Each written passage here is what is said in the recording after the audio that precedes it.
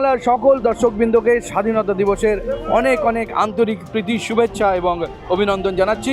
আপনারা জানেন যে সারা দেশ জুড়ে কিন্তু আজকে এই ঐতিহ্যবাহী মহান দিন কিন্তু আজকে পালিত হচ্ছে এবং আমরা এই মুহূর্তে দাঁড়িয়ে আছি সোদপুর ঘোলাতে এবং ঘোলার কদমতলায় দাঁড়িয়ে আছি এবং এখানে কিন্তু আপনারা দেখতে পাচ্ছেন যে স্বাস্থ্য পরিষেবা সেল ভারতীয় জনতা পার্টি কলকাতা উত্তর শহরতলি জেলার উদ্যোগে আজকে কিন্তু এখানে স্বাধীনতা দিবস উপলক্ষে এই সংগঠনের তরফ থেকে একদিকে যেমন বৃক্ষরোপণ তেমনি বৃক্ষ বিতরণ, বিশেষভাবে সক্ষম মানুষদের বস্ত্র বিতরণ এবং ভারত মাতার পুজোর আয়োজন করা হয়েছে। একই সঙ্গে প্রসাদ বিতরণেরও আয়োজন করা হয়েছে এই সংস্থার তরফ থেকে এবং সন্ধেবেলা থাকছে মনোজ্ঞ সাংস্কৃতিক অনুষ্ঠান। তেমনি আগামীকাল গ্রেট কলকাতা কিলিংকে স্মরণে রেখে সংস্থার তরফ থেকে একটি বিশেষ সভার আয়োজন করা হয়েছে। চলুন দেখে নিই কীভাবে আজকে এই অনুষ্ঠান এখানে উদযাপিত হচ্ছে সেই ছবি।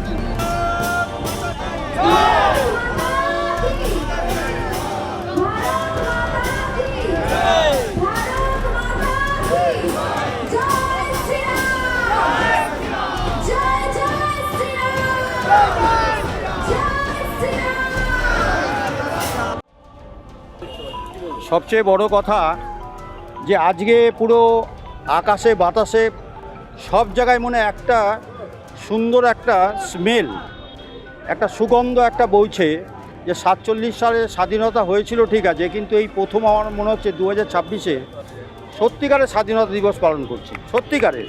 কারণ এর আগেও পালন করেছি, কোথাও দেখেছি আমরা মূর্তি করে রেখে দিয়ে গেছি বা ফ্ল্যাগ লাগিয়েছি বা ফটো লাগিয়েছি, সেইগুলোকে ফেলে দিয়েছে রাত্রিবেলা, আবার সকালবেলা আমাদেরকে সেগুলোকে করতে হচ্ছে। কিন্তু আজকে এই নিয়ে দ্বিতীয় প্রোগ্রাম চলছে, মীরাকুণ্ডু শীতরক্ষা কমিটি একটা প্রোগ্রাম চললো। আর এইটা আপনারা জানেন যে স্বাস্থ্য পরিষেবা সেল, যেটা সারা বছর আমাদের পার্টি 8টা বছর স্বাস্থ্য পরিষেবা সেল, এমনকি প্রধানমন্ত্রী আসলেও আপনারা দেখেছেন যে চার্জটা সেটা আমরাই পাই এবং সেইভাবে কিন্তু আমরা কাজটা করে আসছিলাম নীরবে নিভৃতে।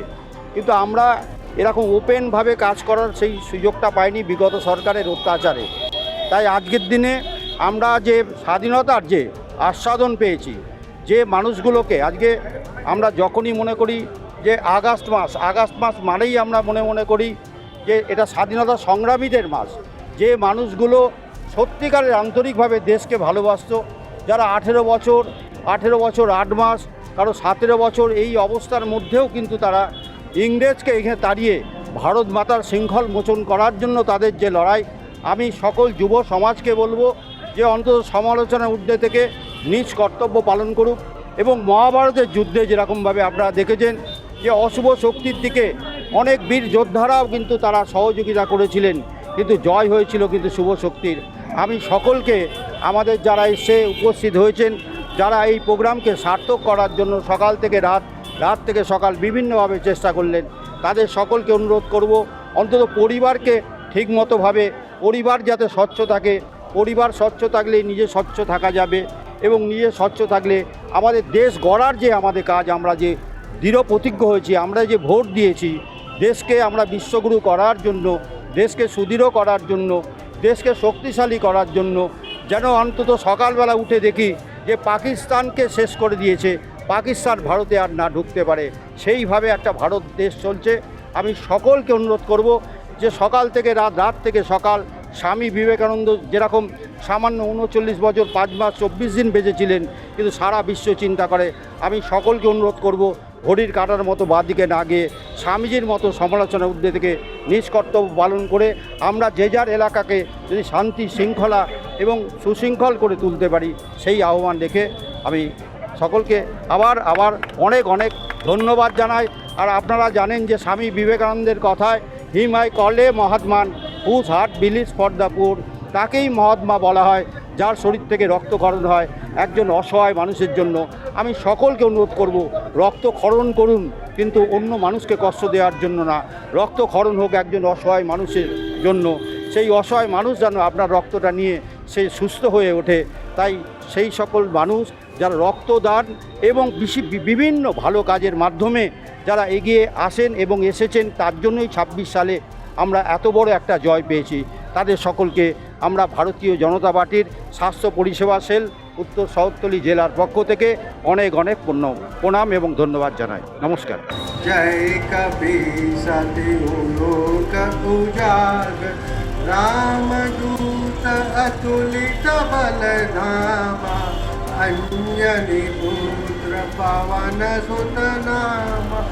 আজকে এই ৮০তম স্বাধীনতা দিবস উপলক্ষে এখানে যে এত সুন্দর প্রোগ্রাম আর এত সুন্দর গ্যাদারিং, যে ছোট ছোট বাচ্চারা আনন্দ করছে, এই সম্বন্ধে মানে আমি আজকের দিনটা খুব ভালোভাবে আমি নিজেও সেলিব্রেট করছি এবং আমি আশা করছি সবাই মিলে আপনার সুখে স্বাচ্ছন্দ্যে ভালো মতো সুস্থ থেকে এই দিনটাকে সেলিব্রেট করুন। আর আমাদের যে স্বাধীনতা সংগ্রামী যাদের জন্য আজকের এই শুভ দিনটাকে আমরা দেখতে পাচ্ছি, তাদের প্রতি শ্রদ্ধা যেন সবাই জানান, এইটা বলেই আমি আমার বক্তব্য শেষ করছি।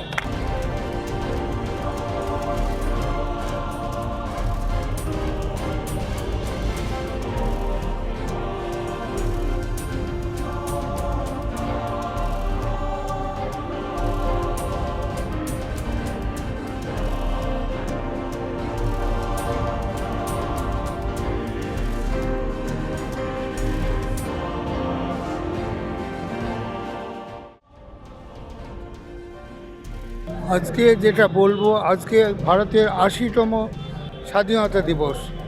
আমার যেটা বক্তব্য হচ্ছে, এই স্বাধীনতা কিন্তু এমনি আসেনি। স্বাধীনতা অনেক সংগ্রামী, অনেক স্বাধীনতা সংগ্রামীদের বলিদানে এই স্বাধীনতা হয়েছে। আমার একটা বক্তব্য শুধু, আজকে এই স্বাধীনতা, আমরা স্বাধীন হয়েছে মানে তাই বলে আমরা যা খুশি করব তা নয়। যেমন বিদেশে আজকাল কী হয়, কতগুলো দেশ আছে যেমন সুইডেন, ডেনমার্ক, নরওয়ে, এদের জেলখানাগুলোকে আজ করা হয়েছে কি জানেন তো, পার্ক বানানো হয়েছে। আর আমাদের দেশে এমন অবস্থা হয়েছে যেটা হচ্ছে জেলখানা, আরও জেলখানা বানাতে হবে। আমি চাই না আমাদের এই স্বাধীন ভারতে সেটা হোক। এটা একটা সুন্দর, পবিত্র এবং ভালো হোক, প্রত্যেকে সুখে থাক। আজকের দিন আমার এই কামনা, প্রত্যেকে স্বাধীন ভারতকে যাতে, এবং মাকে, স্বাধীন ভারতকে প্রত্যেকে ভালোবাসি আমরা। শুধু ভালোবাসা ওভাবে নয়, তাকে আমরা দরদ দিয়ে ভালোবাসবো। আমাদের স্বাধীন ভারতকে আমরা যেন প্রত্যেকে স্বাধীনতাকে সুন্দরভাবে উদযাপন করতে পারি এবং প্রত্যেকে যেন সুস্থ থাকি, এটাই আমার কামনা। সুস্থ মানসিকভাবে এবং স্বাস্থ্য সব কিছুতে, এরা আমার এই আজকের দিনে এই কামনা। সবাই ভালো থাকুন, মঙ্গল হোক সবার।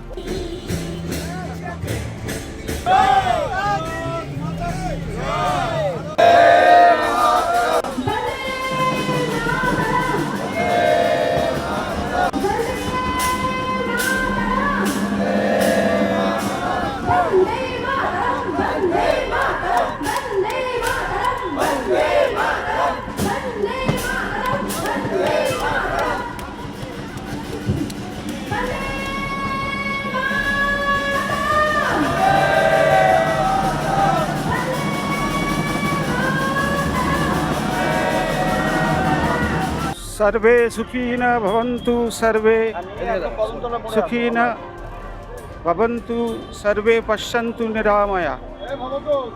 আজকে এই ৮০তম স্বাধীনতা দিবসের এই পূর্ণ মুহূর্তে আমি উপস্থিত সবাইকে আমার আন্তরিক শ্রদ্ধা ও ভালোবাসা জানাই। এবং একটু আগে আমার পূর্ববর্তী বক্তা ডক্টর দেবদাস সাহা বলে গেলেন যে আমাদের এই স্বাধীনতা পেতে অনেক আত্মত্যাগ করতে হয়েছে। এই আত্মত্যাগের মধ্যে দিয়ে আজকে আমরা স্বাধীনতা পেয়েছি। সেটাকে রক্ষা করবার দায়িত্ব আজকে আমাদের। সেই রক্ষা করবার পথে যাতে আমরা নিয়মানুবর্তিতা এবং পরস্পরের প্রতি মৈত্রী এবং পরস্পরের প্রতি শ্রদ্ধা, ভালোবাসা, যেগুলো সদ্গুণ মানব চরিত্রের দিয়ে আমরা যাতে আমাদের লক্ষ্যে উপনীত হতে পারি, ভারতবর্ষকে আরও বিশ্ব সভায় শ্রেষ্ঠ আসন লাভ করাতে সক্ষম হই, এটাই আমার প্রার্থনা। এবং সবাই ভালো থাকবেন। নমস্কার।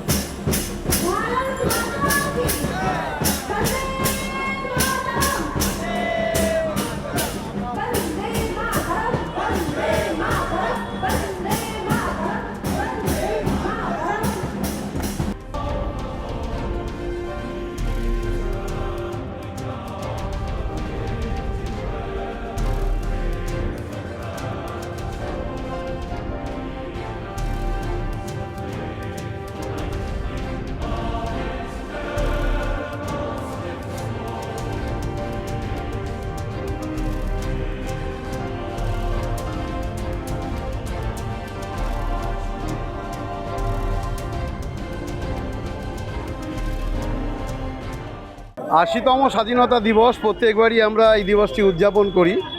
তো স্বাধীনতা দিবস উদযাপন করা শুধু এইটার মধ্যেই শেষ যেন হয়ে না যায়।